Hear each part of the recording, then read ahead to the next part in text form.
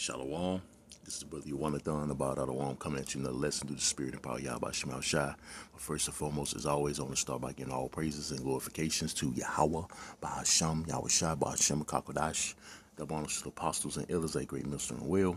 Peace, love, and salutation to the hopeful elect throughout the four corners of earth, preaching his word and truth and sincerity. Shalom. All right, and this lesson right here, Lord willing, is going to be centered around the all the polycrisis that's going on around Babylon right now. The Lord bringing great judgment. Okay, and as you brothers and sisters know, they got a pending port strike that's supposed to start at midnight tonight, which is going to be pretty big and it's going to hurt and decimate supposedly the U.S. economy. All right, because we know the U.S. economy is already in shambles. All right, they're over 35 trillion in debt nationally. All right, and we know the dollar is constantly devaluating. Okay, so this is from the Hill. I'm gonna read some of this article. You know, I'm gonna speak on some more of these crises that's going on. Like you had just had the hurricane that ripped through here, first in Florida, and then up here through Georgia, and then it hit South Carolina and North Carolina. All right, it's the Most High bringing and inflicting judgment, man. Okay. So I'm gonna start reading. Again, this is from the Hill. The title of this article is "Longshoremen Strike Deadline Looms Large Over Economy and Election." All right. Let me start reading. It says tens of thousands of longshoremen at 14 ports along the East Coast and Gulf of Mexico are poised to walk off the job early Tuesday morning if their union and employers cannot reach a new labor agreement by midnight, threatening to disrupt both the economy and the 2024 election. Now they've been talking about a October surprise. Okay, Hillary Clinton been talking about it too. You know, the October surprise is basically something alluding to canceling the elections. Like I just read, how it's gonna this thing can disrupt the elections. Okay, let me type in that term, October surprise. Salakia, October surprise. Let's see where it came from. Okay, it says let me read it from the Wikipedia. It says in the politics of the United States, an October surprise is a news event that may influence the outcome of an upcoming November election. An election is less than 40 days now. Okay, and all these polycrisis, especially this port strike, can definitely do that, man. Amongst other things that Esau got proven up. Okay, it says particularly one for the presidency. All right, the election. All right, we got this is an election year, and we the election is pretty much, you can say next month, because basically we already into October, even though we're in the last day of September. Okay, so pretty much October is already here. Okay, it says whether the deliberately planned or spontaneously occurring, because like I've been saying, and some other brothers, and you know, you got these peons out here saying the elections, there might not be no election, it might be canceled, and I've been meditating on that, how that's a great possibility, because again, I don't think there's going to be an election, man. There's going to be something big to disrupt that, and I think this could be it. All right, or some other event they got planned. Okay, they you know, these elites got a major false flag terrorist attack in the works. Okay, but this can set it off. All right, it says because the date for national elections, as well as many state and local elections, is in early November. Events that take place in October have greater potential to influence the decisions of prospective voters and allow less time to take remedial action. Hey, time's running out, you know, to make that deal, because basically they out of time, because that the deadline is tonight at midnight, you know, to get a deal done for that port strike. All right, to meet those workers' demands of a 70% to 80% pay raise, man. Which that's pretty much, they most likely ain't gonna do that shit, man, because they ask for too much, and then too they shooting themselves in the foot because hey, the main thing too is they want to get rid of automation. Having fear of robots taking over the jobs, which Esau planning that anyway, because you got to think about it. Robots, they ain't gonna protest. They ain't gonna buck up. They ain't gonna ask for pay raises. So they basically shooting themselves in the fucking foot, man. All right, a robot ain't gonna buck up, man. All right, so hey, that's what Esau's been planning for his his new world order, part of his beast system, man. Everything going digital, robotic, or contactless. So getting rid of the workers, and bringing the automation or the robots, so you don't have to pay, and you can get more filthy, rich and wealthy, man. All right, so that's all I'm gonna read there. Let me go back to this article. Slack it. Let me see. Hit back. I'm gonna read a little bit more. I'm gonna move on. It says negotiations between the International Longshoremen's Association and the U.S. Maritime Alliance soared earlier this summer, and the two sides remain far apart on key issues, with the contract set to expire October 1st, which is tomorrow. So basically, they ain't met that deadline, and I'm gonna show a video, man. The Lord willing, this is true, man. The brother from the New Jersey camp, he re-uploaded this video, and they walking off early. I think this was the day. Let me see if I can find that video. Bear with me. Hey, this is exciting, man. Hey, we've been telling you people, man, many great miseries, which I'm gonna get that, Lord willing, is coming. All right. Let me see. Hey, bear with me real quick. Try to find it. Let me pause it. Here we go. I had to log into my main channel.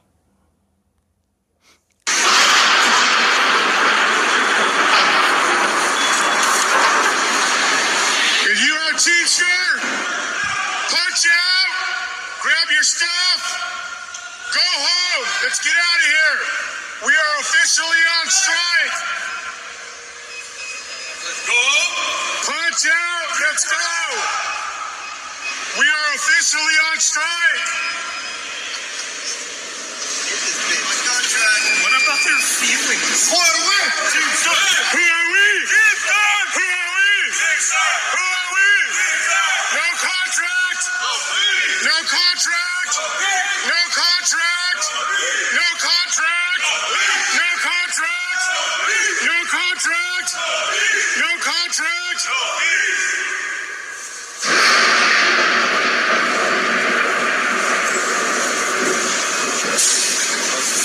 Get our shit and get out.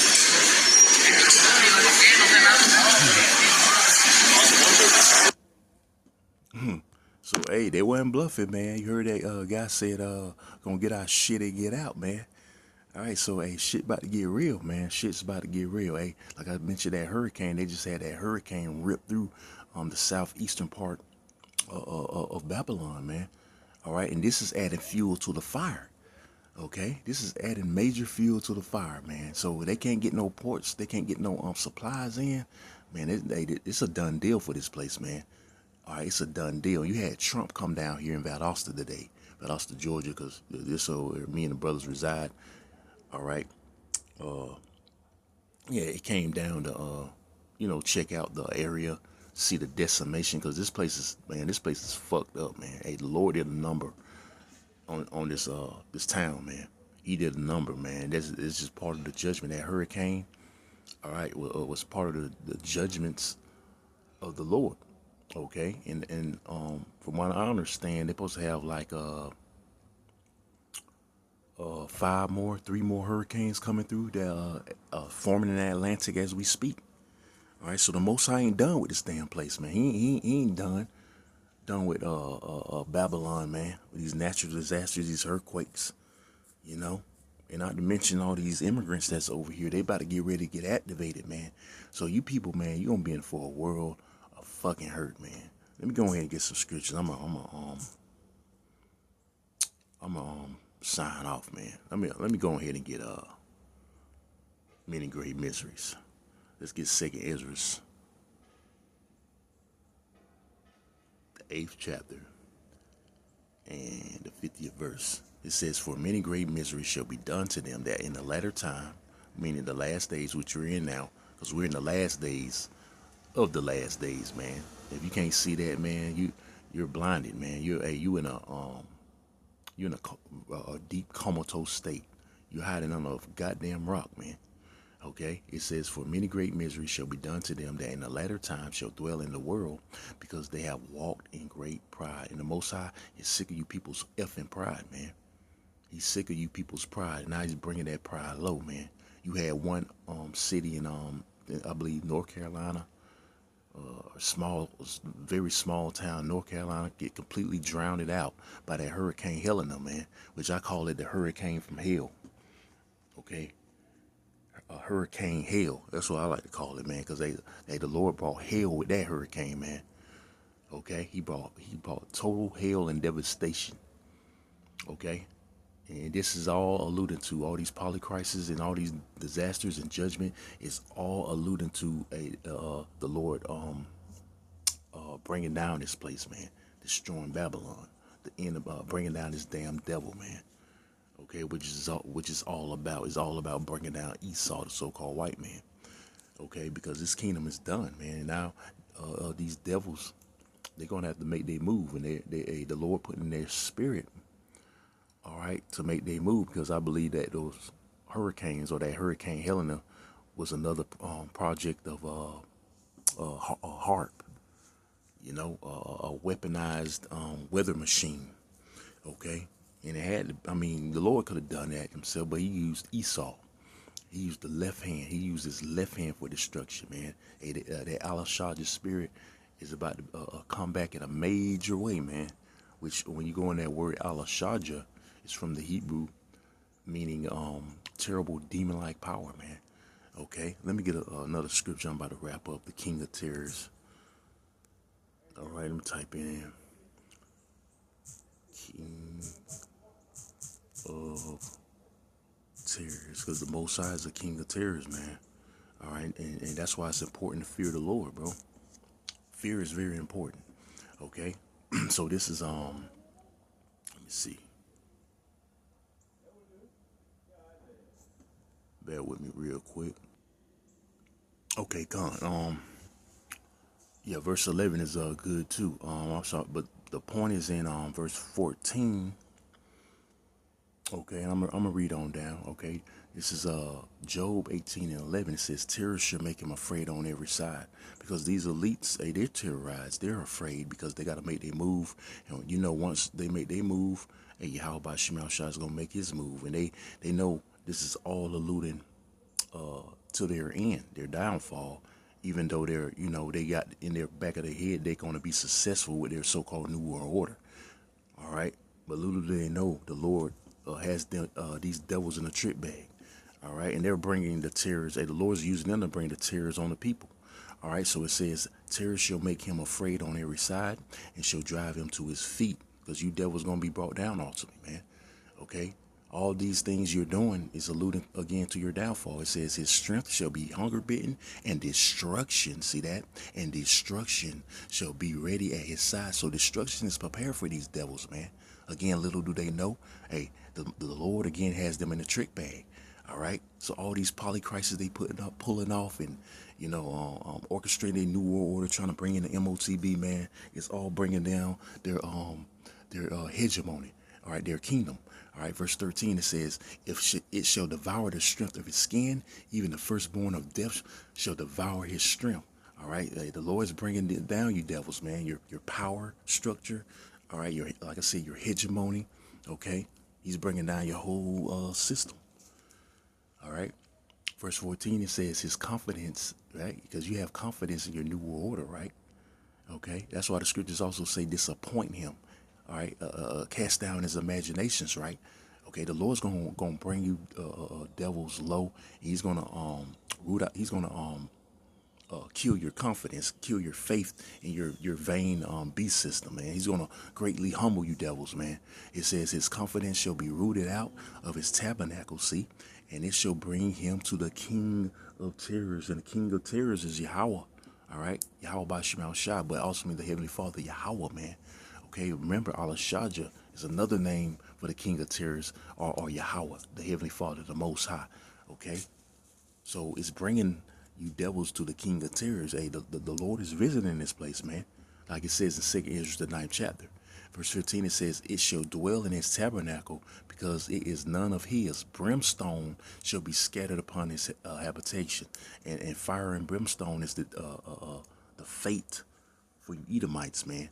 You know, those thermonuclear missiles, man. All right.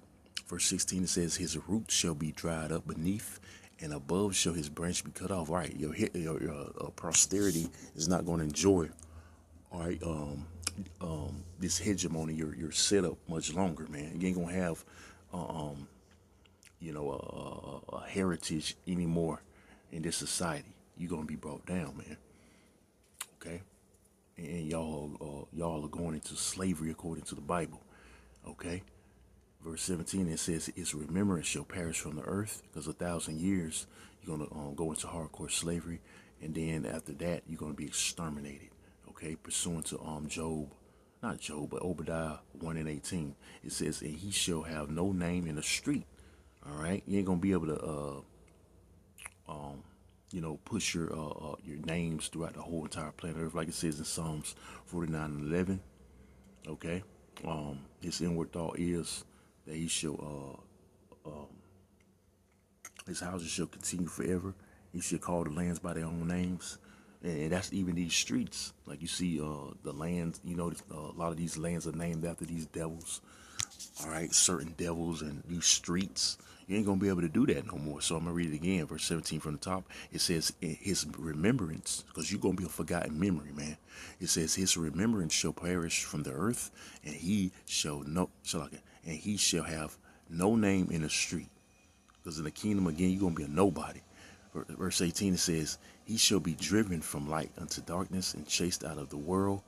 He shall neither have a son nor nephew. See that? Your posterity, okay, meaning your lineage, it's not going to prosper, man.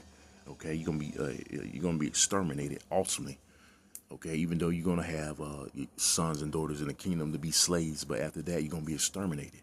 Okay, it says he shall have son or nephew among his people, nor any remaining in his dwelling. See, they that come after him shall be astonished at his day, as they that went before were affright. See that? Like it says in Isaiah 14, is this the man that did shake the kingdoms? Because they're gonna be astonished, man. Hey, everybody's gonna be astonished at your downfall. Okay, first and foremost, when they look at you in your low base state, which is really your natural state. I'm talking about you Edomites, you so-called white people. That's your natural state to be base, okay, and low. They're gonna be astonished, like, hey, can't believe that you would once, had the earth in the palm of your hand, so to speak. Okay. It said, like it says again, it says, they that come after him shall be astonished at his day, as they that went before were affrighted, right? Because you had the nations scared of you, okay, at one point, on this side. Now they don't fear you anymore because those nuclear weapon capabilities they all have, all right, they pretty much match you or greater than you now, man.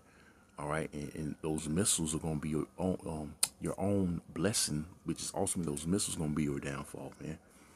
Okay, it's going to help destroy you and your society, man.